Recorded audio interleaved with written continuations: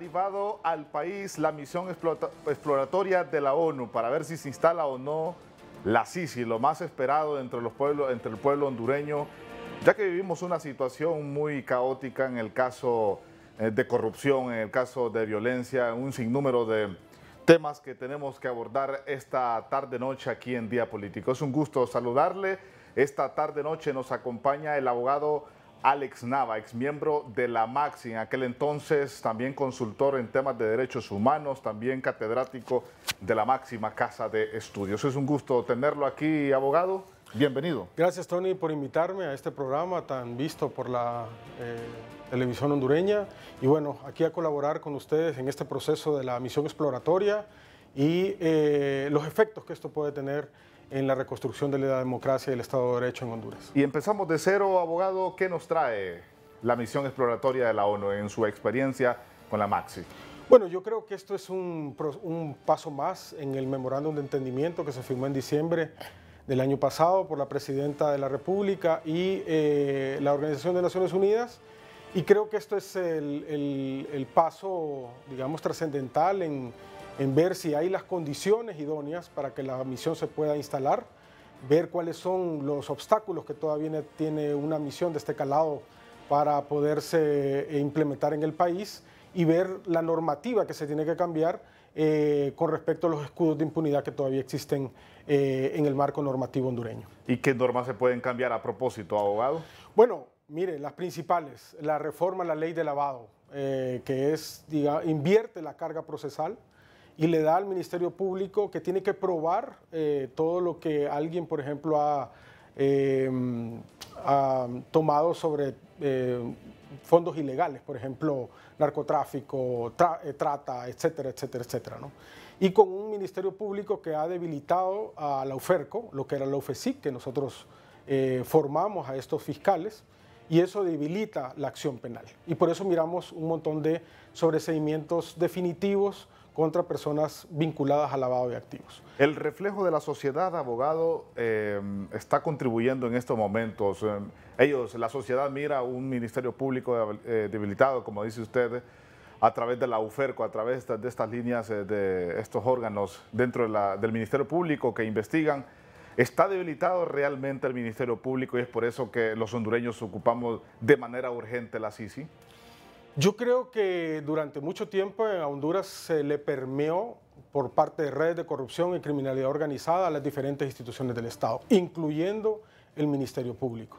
Por lo tanto, necesitamos un Ministerio Público independiente, autónomo, pero sobre todo un fiscal general o una fiscal general valiente que pueda enfrentar estas redes de corrupción y por lo tanto ser una aliada natural de lo que será la Comisión contra la Impunidad.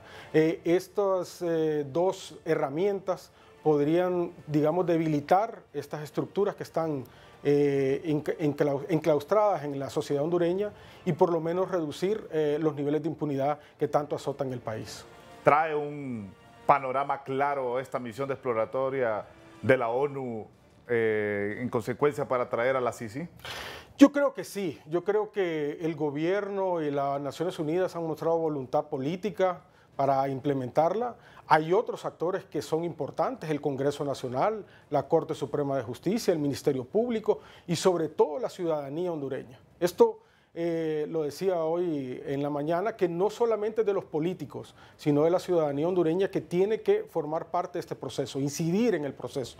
Por ejemplo, ver quiénes son los que están sentados en esa mesa, analizar las hojas de vida, poner propuestas sobre la mesa de cuál sería la metodología de trabajo de esta misión. Creo que es importante que cada ciudadano aporte su granito de arena para que esto funcione de la mejor manera. Se ha criticado el presupuesto, ¿de dónde va a surgir? Si el gobierno va a dar el presupuesto o si no los organismos internacionales. Para usted, ¿cómo analiza este tema? No, yo creo que el presupuesto debe ser en su mayoría dotado por la cooperación internacional, sobre todo el G16, que tanto colaboró con la MAXI. Pero también el gobierno de Honduras debe crear un híbrido porque la seguridad, por ejemplo, ¿quién la va a dar? ¿La va a dar la Policía Nacional, el Ejército? ¿O va a permitir agentes externos como la tenía la CICIG? Eso debe valorarlo la misión. También la logística. cómo debe ser, digamos, el edificio donde va a trabajar esta misión, cuál va a ser los enlaces que va a tener esta misión. El gobierno también, el Estado de Honduras debe brindar esa colaboración. Así que creo yo que la mayoría, para que le dé independencia y autonomía, debe ser por la cooperación internacional, que nos deben ayudar los países que ya nos colaboran en otros procesos, en asistencia militar, en asistencia cultural, en asistencia de seguridad, y en la otra parte que le toca al gobierno de Honduras con el tema de seguridad y logística que va a necesitar esta misión. ¿Quién elige los investigadores en este caso o cómo funcionó la MASI en aquel entonces? Bueno, los líderes, por ejemplo, los coordinadores de división eran puestos directamente por el secretario general de la OEA, el señor Luis Almagro, y el personal técnico era por concurso. Yo creo que esto debería haber un concurso abierto, internacional, para tanto nacionales como extranjeros que quieran participar en la misión y poder tener una carta abierta para tener los mejores profesionales, las mejores mentes jurídicas, sociales y políticas que puedan aportar en este proceso de la mejor manera. ¿Cómo mira esta reunión, abogado? Hay representantes del gobierno, está la ministra de Finanzas, está el doctor Edmundo Orellana Mercado también. Un sinnúmero de personas que rodea a la familia Zelaya. Por un lado se va a criticar, ok, tenemos una foto de la reunión de aquí, de lo que estamos hablando, donde vemos también al canciller de la República. Por un lado se va a criticar y por otro lado se va a aplaudir, pero en torno a usted, ¿cómo piensa? Bueno, conozco a dos de los que están ahí, a Enrique Reina, por ejemplo, el canciller, y al doctor Edmundo Orellana, que creo que son personas de alto nivel técnico, profesional, y que son personas que saben, digamos, hacer su trabajo bien en estos temas. Así que creo yo que lo que estamos viendo en esta fotografía son ministros del Estado, y además que la misión exploratoria debe hablar con el Estado, debe hablar con el gobierno, debe hablar con el Congreso, debe hablar con la Corte Suprema, pero también con la sociedad civil y con empresarios, con las iglesias, con gremios, debe hablar con todos los sectores hondureños que estamos vinculados al tema de la corrupción, pero sobre todo debe hablar con los que toman las decisiones, y las decisiones, como lo vemos ahí, las toma en este momento el gobierno de la República en ciertos aspectos que le toca en su línea de poder como poder ejecutivo. Así que yo creo que tienen los mejores profesionales que están ahí. Claro, deberíamos de conocer exactamente las líneas que van a tomar estas reuniones y conocer las hojas de ruta para que la sociedad pueda hacer sus aportes, decir cuáles pueden ser las líneas de investigación, la metodología de trabajo y los efectos que puede tener en la reconstrucción de la democracia y el Estado de Derecho en Honduras. ¿Cuánto tiempo puede tardar la instalación de la CICI ya una vez llegando a la misión exploratoria de las Naciones Unidas? Mire, licenciado Munguía, esa es una pregunta bastante complicada, ¿no? Somos un país que históricamente tiene problemas estructurales, pero yo creo que así, sin datos duros todavía, creo yo que con las condiciones idóneas, con la reforma al marco jurídico que escuda a la corrupción, creo yo que en 6 meses podríamos tener los primeros acercamientos para ya tener una misión en terreno trabajando ya en casos de corrupción de alta escala. ¿Por qué la ciudadanía no cree muchas veces que este gobierno, por ejemplo, no va a cumplir con esta promesa, abogado? No, yo creo que no todo es culpa del gobierno, sino que también esto es una cuestión también de Naciones Unidas, que tiene una experiencia ya con CICIG en Guatemala, donde le cerraron las puertas a sus funcionarios internacionales, donde no dejaron entrar a su ex coordinador, Iván Velázquez, que ahora es ministro de Defensa en Colombia, y esto Naciones Unidas lo está haciendo con mucha cautela también, ¿no? Y también viendo el efecto de la MAXI que tenía 4 años y solo era de intercambiar cartas entre el gobierno de Honduras y la Secretaría General de la OEA, y al final no se dio y nos dieron 15 días para desarticular toda la misión, incluyendo los casos. Así que creo yo que esto a paso lento pero seguro, y creo yo que puede tener efectos positivos en la confección del convenio, porque de ahí depende la independencia y la autonomía de un convenio sólido, fortalecido, que pueda responder a los intereses de la sociedad y a los intereses de combatir la corrupción frontalmente. El consejero Julio Navarro del Consejo Nacional Electoral también ha hablado sobre este tema. Hola Tony, hoy me acompaña Julio Navarro, presidente del Consejo Nacional Electoral. Con la llegada de la misión diplomática de la ONU, ¿ya trae o deja un panorama claro ante la instalación de la CICI en Honduras? Sin duda, mire, es una promesa de campaña ante el debilitamiento del sistema judicial en Honduras. Entonces la CICI debe llenar un vacío, pero la CICI debe dejar una estructura de carácter judicial que funcione en forma permanente, en forma idónea, para que los hondureños no volvamos a tener desconfianza de cómo funciona la justicia, ni tampoco a ser víctimas de las injusticias. ¿Existe voluntad política para acceder a lo que la ONU está solicitando para la instalación de la CICI? Vea, es interesante, hay dos voluntades políticas que se ocupan, una la del gobierno y la otra la voluntad del Congreso Nacional, en derogar aquellas leyes que fomentan la impunidad y que para que la CICI funcione necesitan como tal ser derogadas. Ese es un reto que tienen todas las bancadas de los partidos en el Congreso Nacional. Muchas gracias. Eso es lo que nos manifiesta Julio Navarro, presidente del Consejo Nacional Electoral. Con esta información retornamos con usted, Tony. Bien, nos vamos a ir a una pausa comercial. Venimos con más reacción. Estamos hablando de este tema muy importante sobre la llegada de la misión exploratoria de las Naciones Unidas a nuestro país para la instalación de la CICI.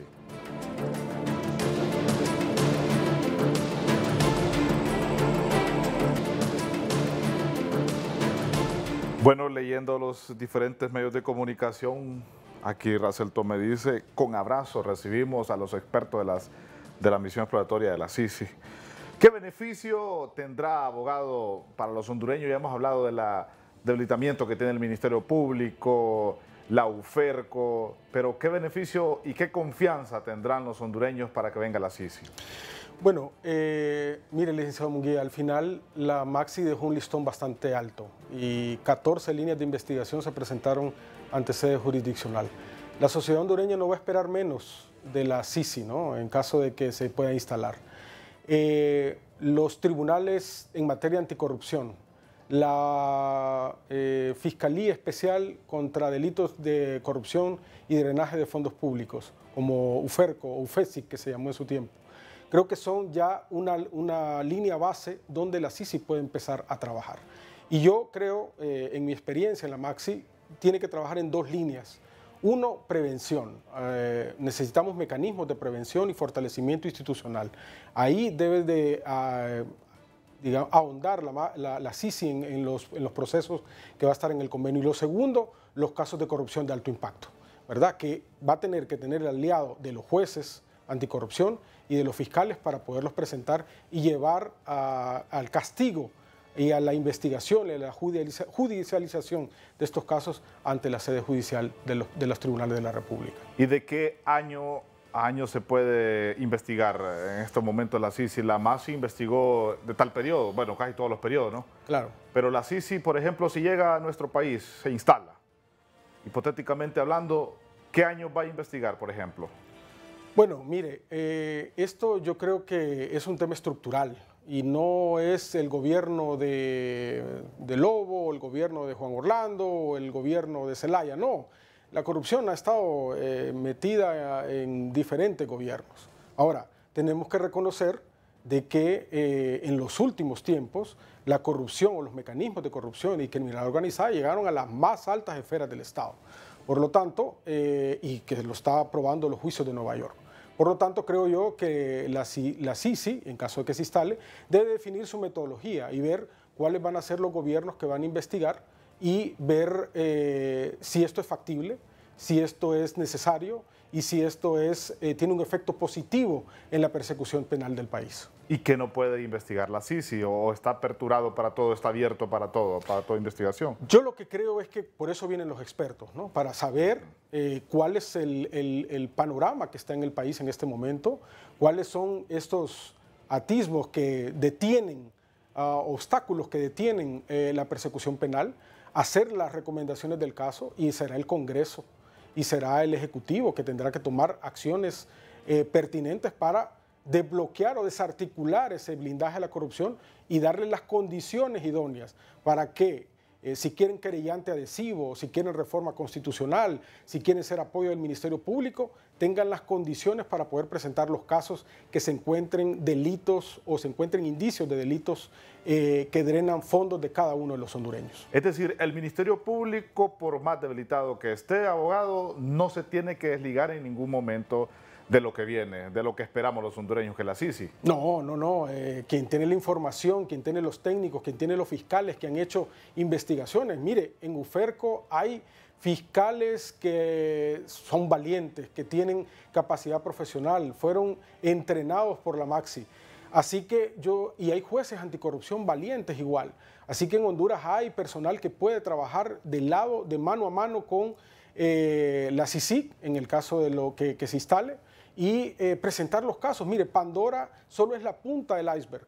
Ahí hay más cosas, cajas de corrupción que tienen que abrir los fiscales y los entes internacionales que vengan a ayudar en este proceso.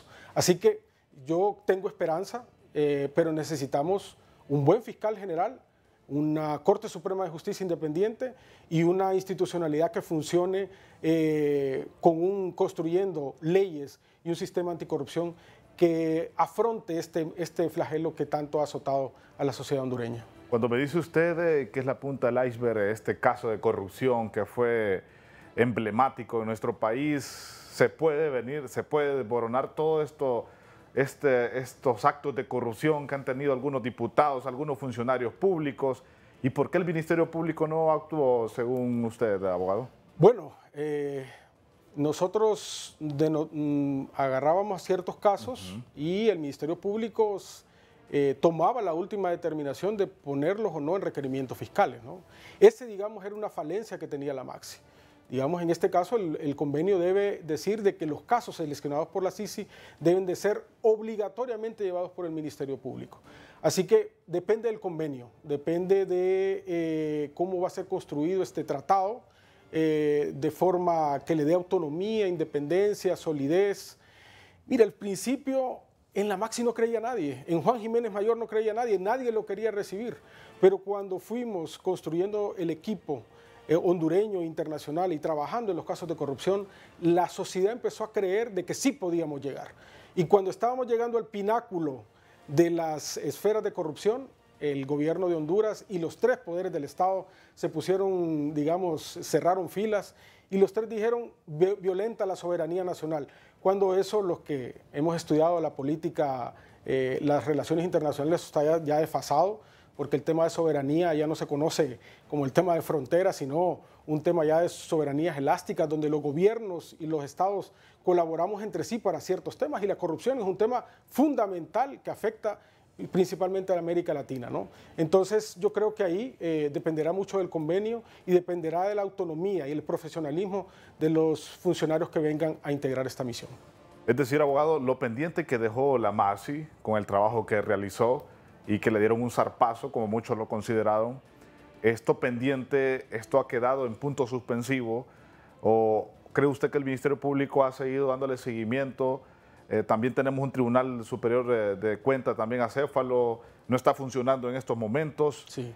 Es decir, abogado, con la llegada de la CICI hay bastante esperanza en el pueblo hondureño. Como le decía anteriormente, ¿cree usted entonces que la CICI debe de darle seguimiento a lo pautado por la Maxi? Ahí están las cajas, licenciado Munguía, ahí están las cajas de información. No soy fiscal en este momento, colaboré con la Maxi los 4 años que estuvo, y ahí están las investigaciones, ¿no?, que llevó la Maxi y que llevó el Ministerio Público.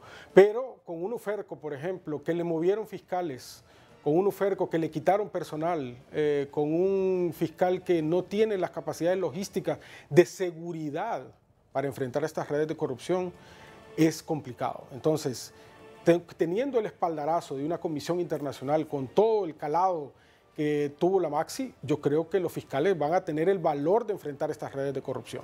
Están ahí la información. Y como le dije al principio, el Ministerio Público, el nuevo fiscal general o la nueva fiscal general deberá ser un aliado natural de esta misión para romper ese ciclo de impunidad. La justicia debe ser el nuevo eslabón para reconstruir el Estado de Derecho. Ahí nosotros vamos a construir una nueva sociedad justa para todos los hondureños, que eso es lo que necesita cada uno de ellos, que le den a cada hondureño lo justo, lo que necesita, sin privilegios para nadie, sin ánimos de favorecer a un grupo o una élite en particular, sino que se haga justicia por los 75.000 millones de lempiras que se drenan al año y que dejan sin comida, sin carreteras, sin salud, sin educación a los niños, mujeres, ancianos de todo el país. Muy bien, vámonos a nuestra siguiente pausa comercial. Venimos conversando con el abogado.